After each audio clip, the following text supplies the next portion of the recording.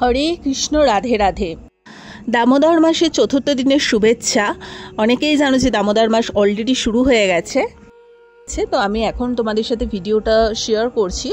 অনেকেই আমাকে মেসেজ করেছিলে যে কিভাবে দামোদর মাসটা তুমি পালন করছো, তুমি শেয়ার করো। তো প্রথমেই বলছি, আমি বিজ্ঞ কেউ না, আমি পুরোই অজ্ঞ, কিন্তু তাও যেটুকু পারছি আমি সেভাবেই মানে তোমাদের সাথে তুলে ধরছি, শেয়ার করছি। সবার প্রথমে একটু ছোট্ট করে মাহাত্ম্য বলে দিই দামোদর মাসের। এই মাসে ভগবান দামোদরের পূজা এবং দীপদান করলে অক্ষয় পুণ্য অর্জন হয়। এছাড়া দামোদর মাসে প্রদীপ জ্বালিয়ে সন্ধ্যা পূজা করা হয়, যা ভক্তি এবং আত্মসমর্পণের প্রতীক। আর এই মাসে ভগবান বিষ্ণুর সেবা 1 গুণ করলে সহস্র গুণ ফল লাভ করা যায়। প্রতিদিন সন্ধ্যায় প্রদীপ জ্বালানো উচিত কর্পূর ঘি সম্মিলনে, ঠিক আছে। এছাড়া তিল তেলও তোমরা ইউজ করতে পারো।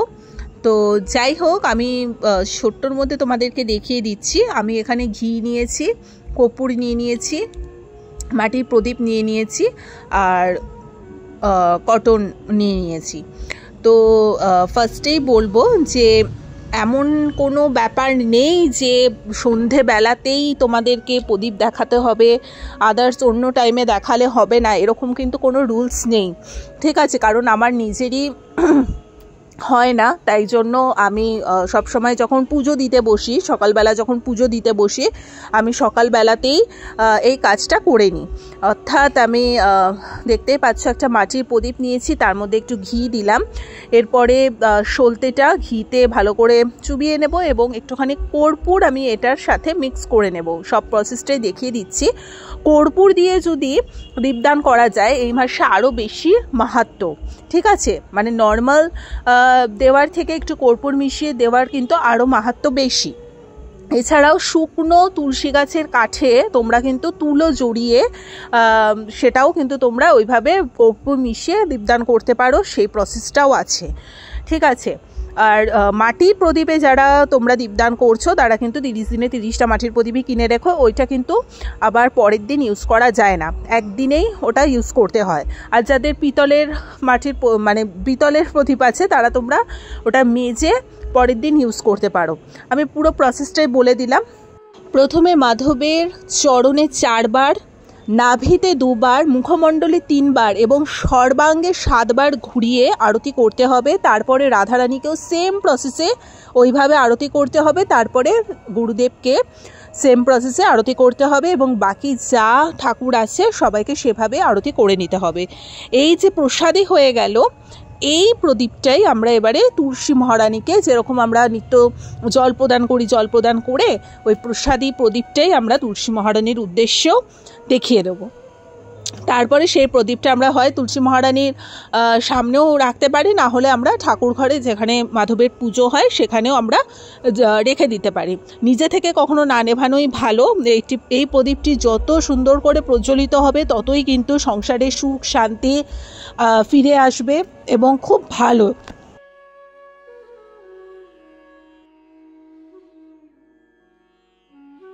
একটা ঘটনা তোমাদের বলি, তো আমি যেটুকু শুনেছি সেটাই বলছি। একজন ঠাকুর ঘরে এরকম প্রদীপ জ্বালিয়ে চলে গেছিলেন।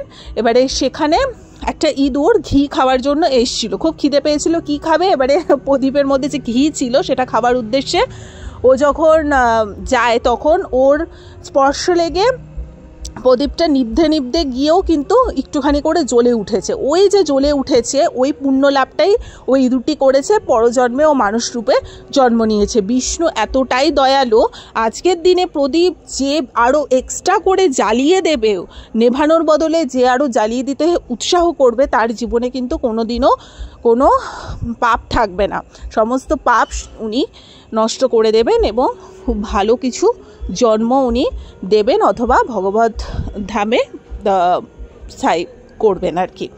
আর এটা হচ্ছে আকাশ প্রদীপ। আকাশ প্রদীপটাও সেমভাবেই আমি আকাশ প্রদীপটা রাতের বেলা বাড়িতে এসে, আমার যে কাজ থাকে সেখান থেকে আমি বাড়িতে এসে তারপরে রাতের বেলা আমি আকাশ প্রদীপটাকে ধরাই। সেমভাবে প্রদীপ নিতে হবে, সেখানে একটু ঘি কর্পূর দিয়ে মিক্স করে একদম সেম প্রসেসেই সবটা করতে হবে এবং আকাশে আমরা বিষ্ণু এবং রাধারানীর উদ্দেশ্যে প্রণাম করে আকাশ প্রদীপটা দেখিয়ে সেখানে কিছুক্ষণ আমরা রেখে দেব, তারপরে ওটা আপনিই নিভে যাবে। তো এই ছিল টোটাল দামোদর মাসে দীপদানের প্রক্রিয়াটা তোমাদের দেখিয়ে দিলাম এবং তার মাহাত্ম্যও কিছুটা করে বলে দিলাম। আর এটা হচ্ছে শ্রী শ্রী দামোদর অষ্টকম যে গানটা আছে, সেটা তোমরা গান হিসেবেও বলতে পারো, ভগবানের সামনে বসে পাঠ করতে পারো, না হলে নর্মাল যেরকম পাঠ করা সেরকমই ভগবানের সামনে বসে পাঠ করতে পারো। তো অলরেডি আমাদের দামোদর মাস শুরুই হয়ে গেছে, এটা কিন্তু 5ই নভেম্বর অবধি হবে, মানে যারা পূর্ণিমা থেকে শুরু করেছো তাদের কিন্তু 5ই নভেম্বর পর্যন্তই দামোদর মাসটি আছে।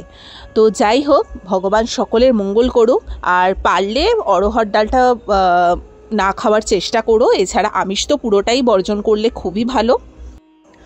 তাছাড়া অনেকে হবিষ্যি খেয়েও কিন্তু টোটাল 1 মাস ধরে তারা পালন করে থাকেন। অনেক রকম প্রসেস আছে, যারা যেরকমভাবে পারবে ভগবানের আরাধনা করতে থাকো, বেশি কঠোরভাবে না করলেও শুধু অরহর ডালটা তোমরা খেও না 1 মাস, চেষ্টা করো। এবং যদি কোনো কর্মে মানে অজান্তে খেয়েও ফেলো, আমরা অনেক ডিশ যখন খাই বুঝতেও পারি না, কিন্তু অজান্তে যদি খেয়েও ফেলি তাহলে ভগবানের কাছে অবশ্যই ক্ষমা প্রার্থনা করে নিও। আর উনি এতটাই কৃপালু দয়ালু, অজান্তে কোনো কিছু করলে আমার মনে হয় উনি ক্ষমা ঘৃণা করেই নেন। আর প্রতিদিন এই 1 মাস একটুখানি প্রদীপ তোমরা দেখিও।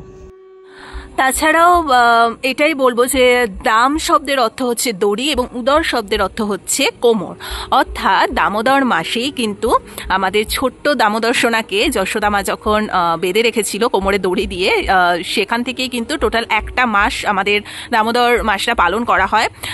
এটা প্রতিটা জায়গাতেই পালন করা হয়ে থাকে, স্পেশালি এটা বৃন্দাবন মায়াপুর, এখানে তো খুব সুন্দর করে সেলিব্রেশন হয়েই থাকে, এটা খুব স্বাভাবিক ব্যাপার। তো এছাড়াও কিন্তু আমাদের চারিপাশে যে সমস্ত লোকাল মন্দির রয়েছে রাধা মাধবের, সেখানেও নিষ্ঠাভাবেই কিন্তু পালন করা হয়ে থাকে। তাছাড়াও আমাদের বাড়িতে তো আমরা ছোট্ট গোপাল থাকলে আমরা পালন করেই থাকি। এছাড়াও এই দামোদর মাসে গিরু গোবর্ধনের যে লীলাটা সেটাও কিন্তু হয়েছিল। এই কার্তিক মাসের বহু মাহাত্ম্য আছে, মানে এই একটা কার্তিক মাসে অনেক কিছু ভগবানের লীলা হয়েছিল, যার জন্য এই টোটাল 1টা মাস ধরে এত সুন্দর নিষ্ঠাভাবে ভগবানের আরাধনা করা হয়। অনেকে অনেক রকম প্রসেস ফলো করেই করে থাকে, অনেক কঠোর প্রসেসও আছে। এই সময় বেশ কিছু সবজিও খাওয়া বারণ থাকে, তারপরে অনেক কিছু প্রসেস থাকে। বাট আমাদের মতো একেবারে হতভাগারা অভাগা ব্যক্তিরা তো এত কিছু পালন করতে পারে না। তো যাই হোক, তাও আমরা চেষ্টা করব আমাদের যাতে কোনো রকম ভুল ত্রুটি না হয়। নিজেদের জানতে অজান্তেই ভুল ত্রুটি হতেই পারে, কিন্তু নিজেরা জেনে শুনে যদি ভুল করি সেটা তো আমাদেরই পাপ, তাই না? অজান্তে যদি কখনো কোনো কমে ভুল হয়েও থাকে, সেটাও দয়া করে তোমরা বিষ্ণুর কাছে ক্ষমা চেয়ে নিও, গুরুদেবের কাছে ক্ষমা প্রার্থনা করে নিও। কিন্তু চেষ্টা করো যতটুকু পারবে তোমরা অন্তত দীপদানটা করার চেষ্টা করো। আর খাবার দাবারের মধ্যে সবটা না মানলেও অরহর ডালটা তোমরা 1টা মাস খেও না, আর আমিষটা বর্জন করার চেষ্টা করো, নিরামিষটাই খাও 1 মাসে। এছাড়াও বা সেরকম কঠোর কিছু প্রসেস না আপাতত ফলো করলেই হলো। তো যাই হোক, বাট অনেকেই আছে যারা একদম নিয়ম নিষ্ঠা মেনে সমস্ত কিছু রুলস রেগুলেশন ফলো করেই সবটা করে থাকে। আমারই চেনা জানা এরকম অনেকেই রয়েছে যারা একদম প্রপারলি, যেরকম সবজি টবজি খাওয়া বারণ আছে, যেগুলো খাওয়া বারণ সেগুলো ওরা 1টা মাস খায় না। তো যাই হোক, ঠিক আছে, ভগবান সবটাই দেখছে, যে যেরকম পরিস্থিতিতে আমরা আছি উনি সবটাই দেখছেন। এবং অবশ্যই দীপদানটা করো এবং আকাশ প্রদীপ দানটাও কিন্তু প্রতিদিন করো, ঠিক আছে? তো যাই হোক, আর ওইটা একদম যে মানে বিকেলেই দেখাতে হবে, সন্ধ্যেবেলাতেই দেখাতে হবে, আদার্স টাইমে না মানে দেখালে হয় না, এটা কিন্তু ভুল কথা। আমার নিজেরই আমার বিকেল থেকে একদমই সময় থাকে না। তো আমি যেহেতু বেরিয়ে যাই, তো আমার বাড়ি আস্তে আস্তে অনেকটা রাত হয়। তা আমি সকালবেলায় যখন পুজো করতে বসি তখনই আমি প্রদীপ দানটা করে দিই, প্রদীপ দেখিয়ে দিই ভগবানকে। সেই সেম প্রসাদী প্রদীপটাই আমি আবার তুলসী মহারানীকেও দেখিয়ে দিই, গুরুদেবকেও দেখিয়ে দিই, আর রাতের বেলা বাড়ি ফিরে আমি আকাশ প্রদীপটা দেখাই।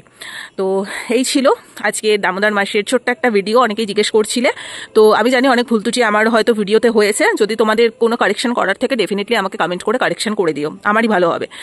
সো হরে কৃষ্ণ, রাধে রাধে, সবাই ভালো থেকো, সুস্থ থেকো, আর আনন্দের সাথে দামোদর মাসটা পালন করো। হরি বল।